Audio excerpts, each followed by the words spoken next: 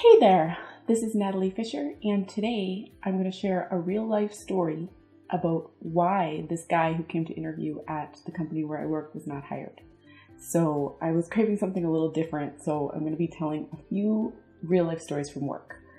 So what inspired the video was today at work we had a guy come for an interview, and the team that interviewed him said no to hiring him. It was an absolutely resounding no.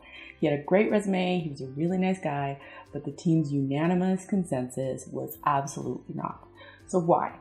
I always ask why. So in this video, we're going to talk about the number one reason people do not get hired, and it's almost always the same reason. It's just communicated in different ways every time. So we're going to talk about that, and then we're going to talk about the 3 ways that you can make sure that this doesn't happen to you. Ready? Stay tuned.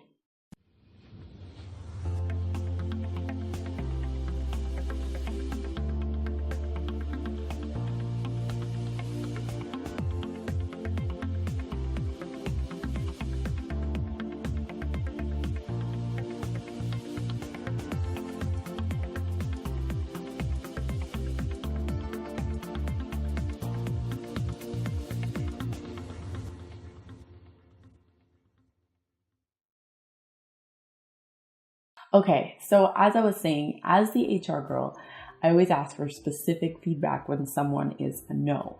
And then I deliver that feedback to the candidate because I think that they deserve that much. I mean, they took the time to come in and they took the time out of their interview, or they took the time out of their day to come and interview. And if we're not going to hire them, then we can at least give them a reason. A lot of companies don't do this, but I do. So what was the big reason, you're probably asking? Well, the hiring team worded it like this. He doesn't have that much Java experience. When answering questions about projects that he had worked on in the past, he didn't provide enough depth to his answers. Now, his resume was good, that's why they brought him in, and it looked like he had enough Java experience on paper. So that's why he made it to the interview in the first place. I think this guy was a lot better than he presented himself to be in the interview. And this is the same reason that everyone gives as to why they chose not to hire a candidate in some form or another. And what it ultimately comes down to is the candidate did not communicate their value enough to the hiring manager or the hiring team, and someone else came in and they did communicate that value. So what are 3 things that you can do to make sure that you're communicating your value to the max? So that's what I'm going to share in this video. So the first thing is get really specific. So this is where your stories come in. And I talk a lot about stories, and that's my main interview tool that I help people with. So I have a ton of example stories in other YouTube videos on my channel, so make sure to check those out. But my main one is where I compare a story that's super boring, that technically answers the question, but doesn't have a lot of depth to it. And then I compare it to the same story, but it's a super impressive version of that story. So check out any of my behavioral interview questions and that I've answered in YouTube videos, or you can download my free examples guide below this video where I give you 10 examples in the format of a PDF. So I've got lots of examples for you, just not in this video. So number 2, tie the value of what you did to what you can do for the company in the future. So when you're asking these questions, ask a couple of key questions at the beginning. So use those answers to then give you the information you need to tie in how your value contributes to what they need right now. So you can do that during the interview. Ask questions at the beginning, get some good answers, and use them. You want to get them excited about what you'll be bringing to the table. You can do this by doing some preliminary research about what they need right now and asking them up front to see if you're on the right track. Then you can start to put together a plan of what you'll be working on for them in the next month, 3 months of being hired. So when you're done answering, this is number 3, you want to get instant feedback on your questions by using these methods. So once you've done answered your question, you can say, did that answer your question? does that make sense? Or did that give you a good idea? I'm happy to go into more detail.